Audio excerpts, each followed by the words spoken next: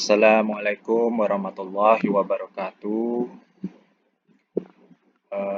Untuk pembahasan hari ini, saya membahas tentang keselamatan ketenaga listrikan ya. Nah, untuk slide-nya, mohon maaf saya lewatin ya. Ada beberapa poin-poin yang nanti saya lewatkan. Nah, pertama kita bahas tentang definisi pembagian tenaga listrik atau tegangan listrik ya. Jadi bahwa masing-masing rating dari tegangan listrik ini berbeda-beda sesuai dengan standarnya.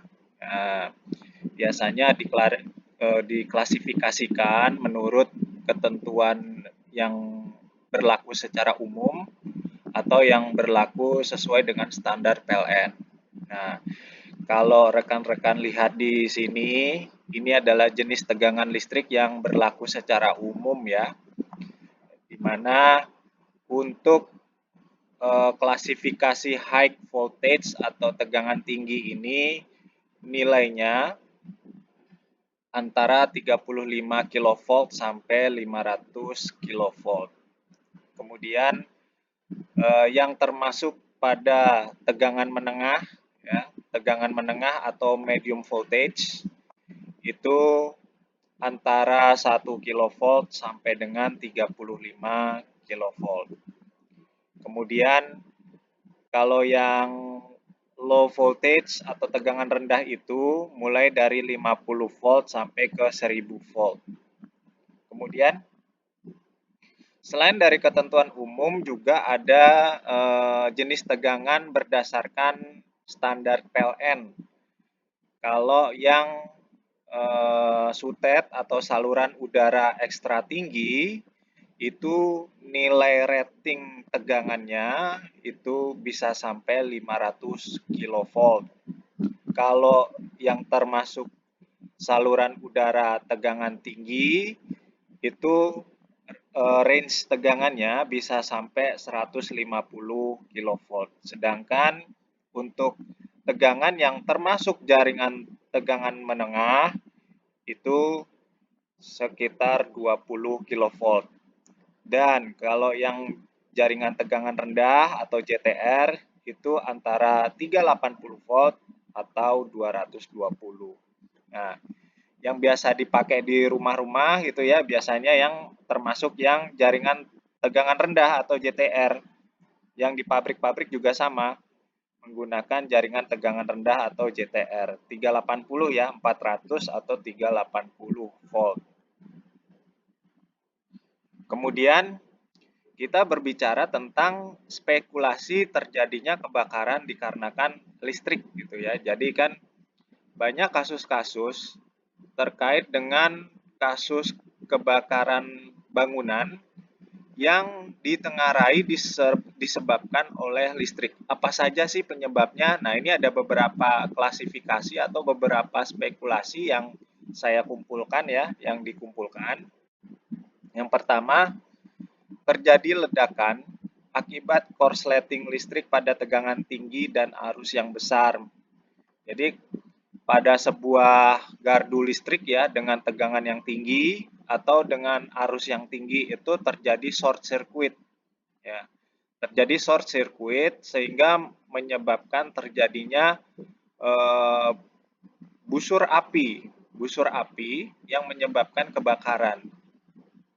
Kemudian faktor yang kedua itu adalah sistem pemutus arus atau breaker tidak bekerja sebagaimana mestinya. Ya. Maksudnya adalah semisal MCB atau MCCB tidak berfungsi atau lambat bereaksi. Biasanya kalau MCB atau MCCB kondisinya sudah tidak bagus ya, tidak normal, maka fungsi kerjanya juga sudah tidak bagus lagi. Yang seharusnya ketika terjadi korsleting listrik MCB itu akan trip gitu ya, karena mungkin kualitasnya sudah tidak bagus lagi sehingga respon dia untuk trip ketika terjadi korsleting listrik itu menjadi rendah. Gitu. Kemudian kesalahan pemasangan pada instalasi biasanya banyak terjadi ya. Nah, semisal gini, MCB atau saklar itu pada umumnya itu tersambung dengan sambungan yang fasa biasanya. Tapi ternyata di lapangan itu ada beberapa teknisi yang memasang MCB dan saklar itu di netral. Nah, sebenarnya kalau secara operasional terlihat tidak ada masalah ya, nggak ada masalah sama sekali gitu loh. Tidak ada masalah sama sekali, namun akan menjadi masalah jika terjadi misalnya kita mau melakukan instalasi baru gitu ya, atau kita melakukan troubleshooting instalasi, itu nanti akan jadi masalah. Nah, nanti akan saya jelaskan di slide berikutnya ya, bagaimana bisa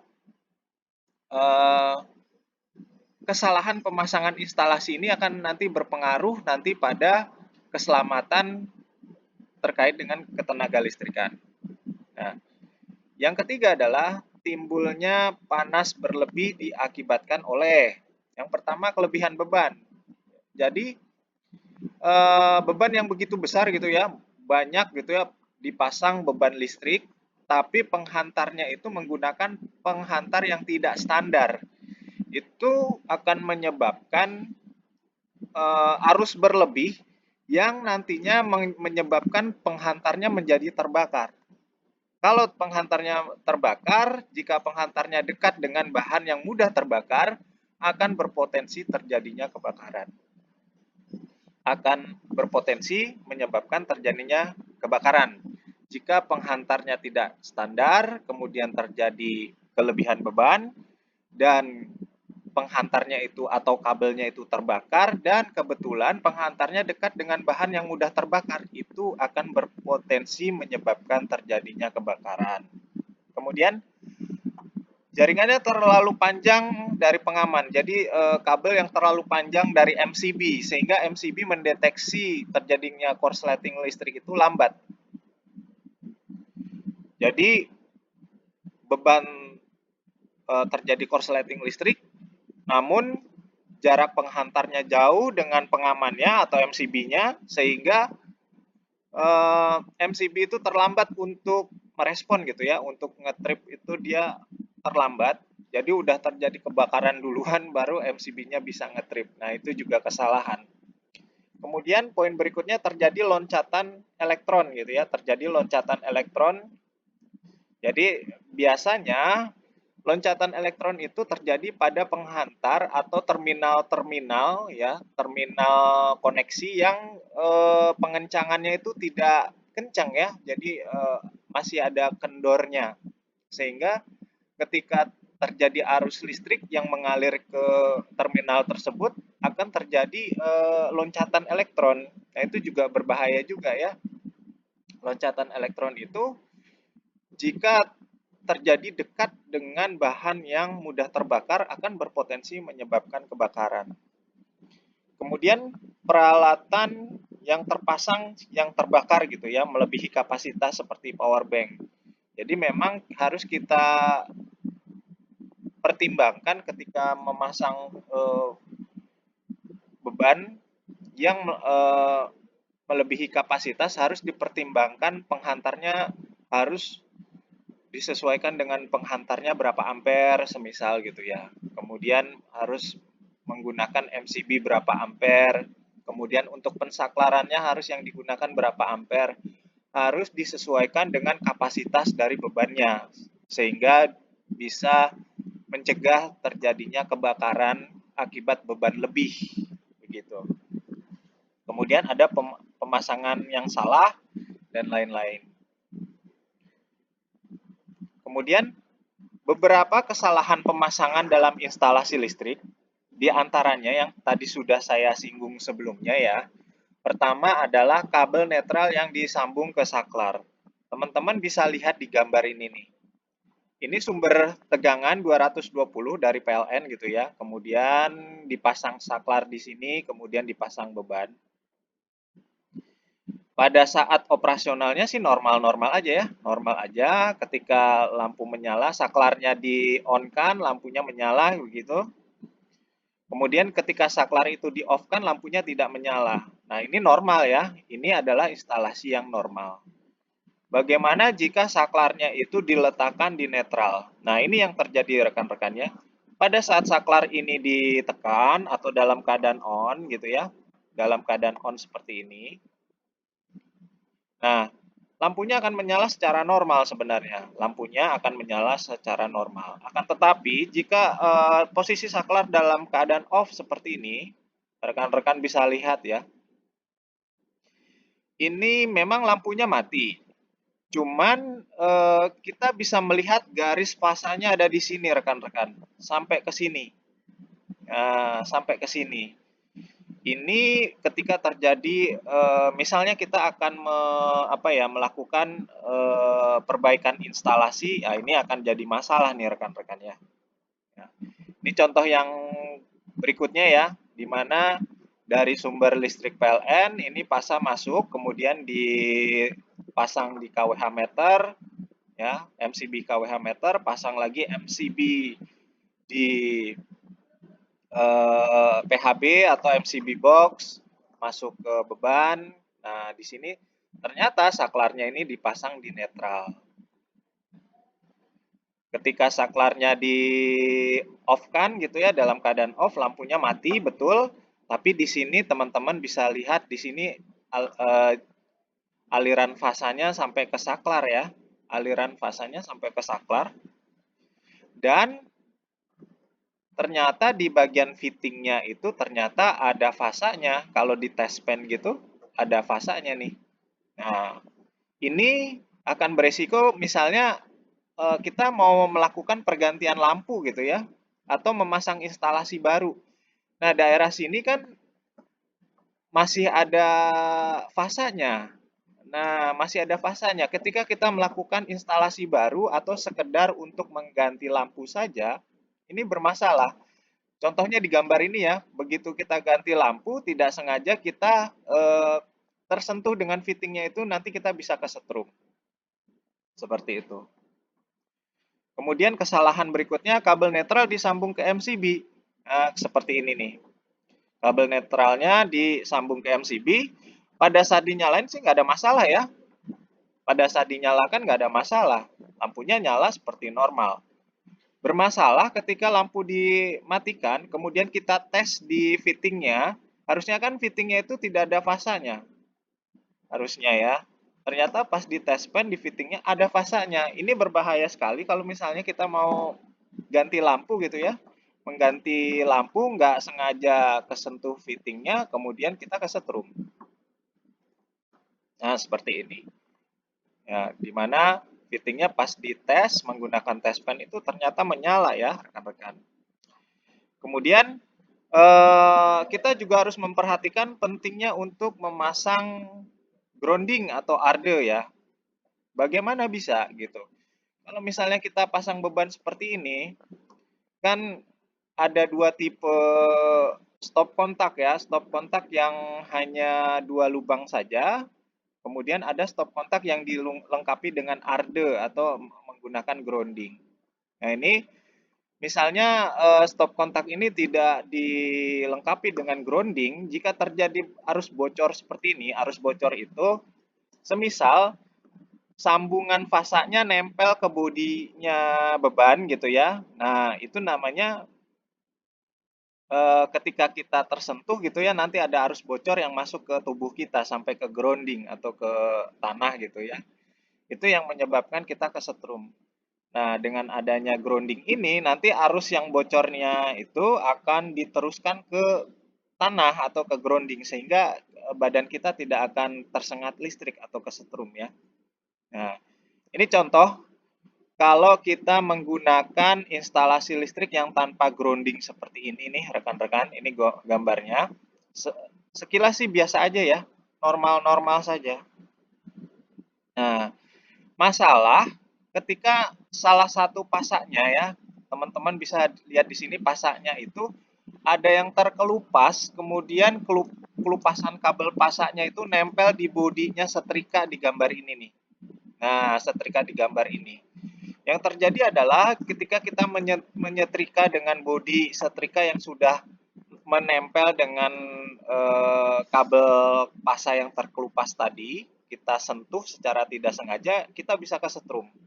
Jadi karena ada arus bocor di sini ya, jadi arusnya itu masuk ke beban, ini setrikanya, tapi sebagian arus bocornya itu masuk ke badan kita, kemudian masuk ke grounding.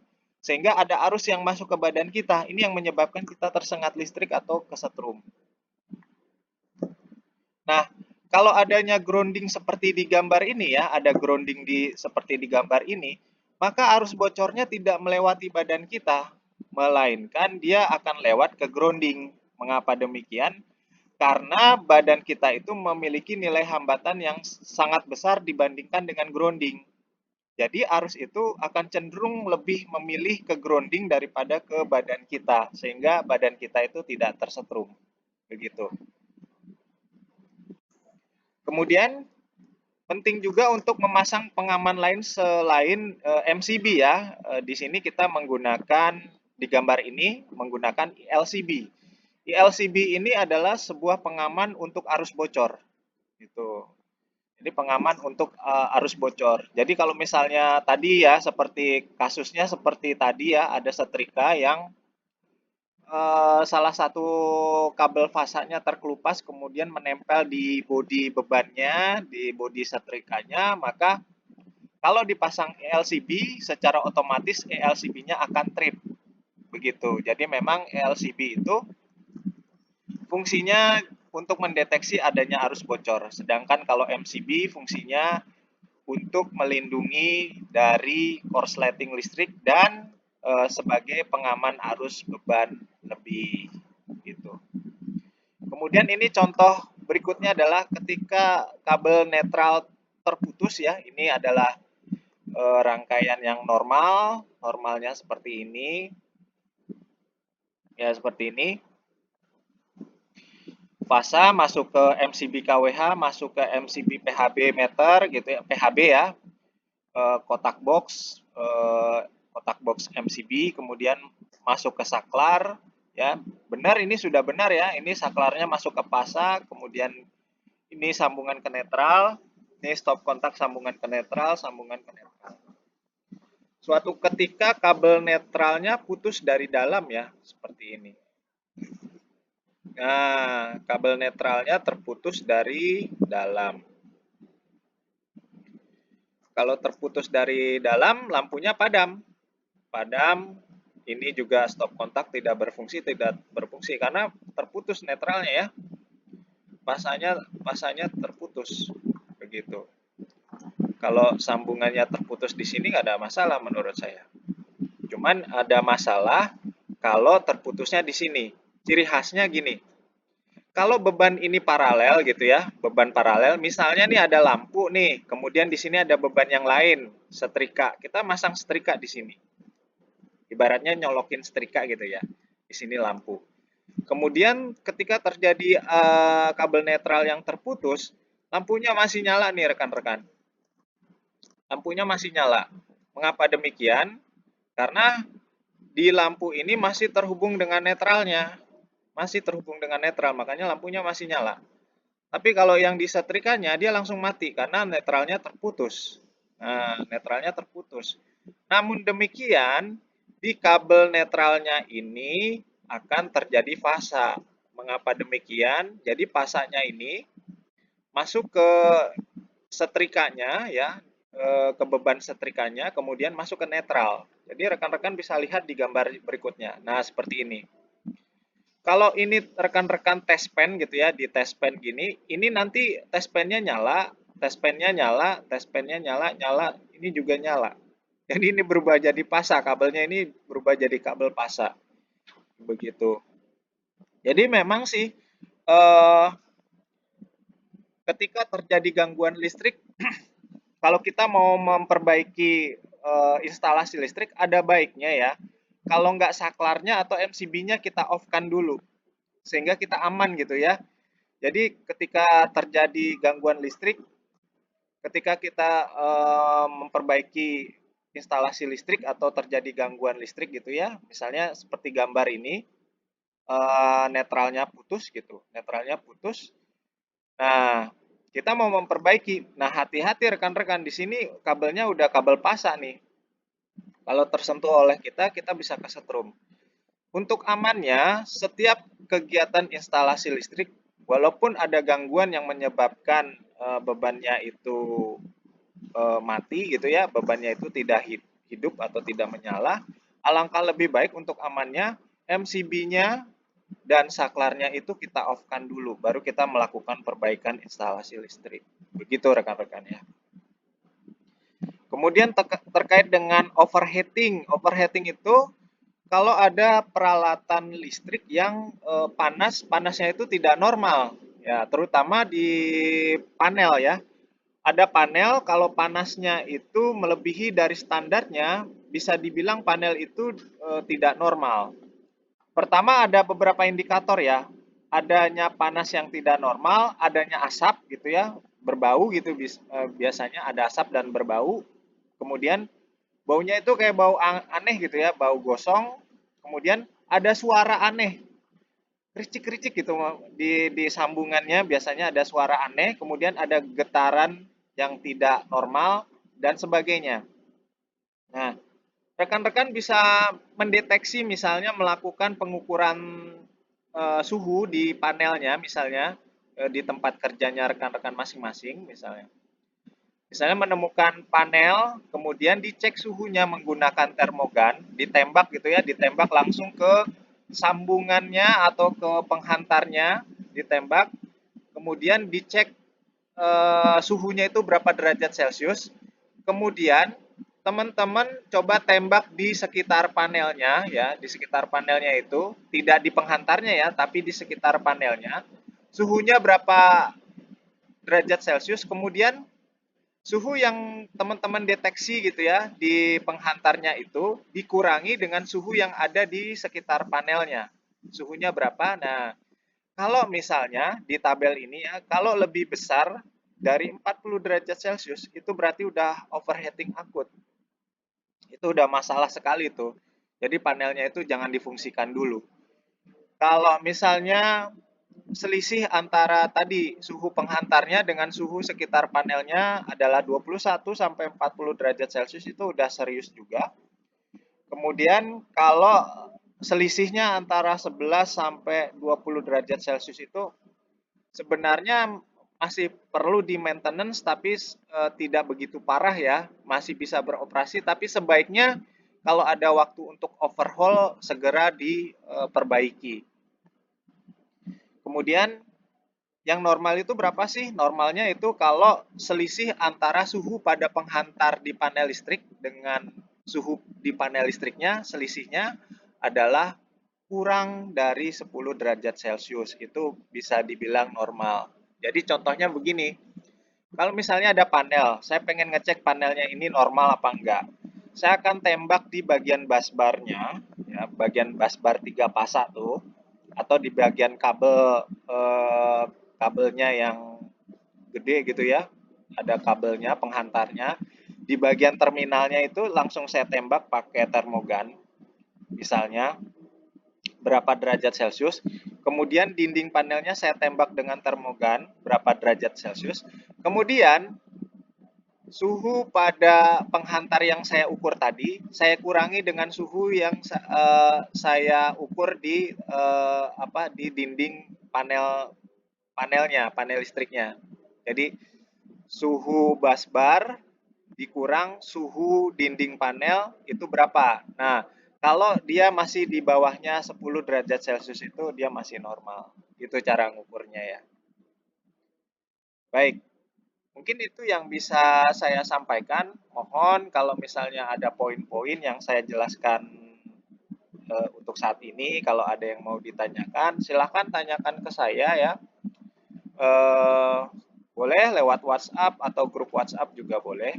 Mungkin itu yang bisa saya sampaikan. Kalau ada yang saya sampaikan kurang berkenan, saya mohon maaf. Untuk penjelasan saya hari ini, saya akhiri. Assalamualaikum warahmatullahi wabarakatuh.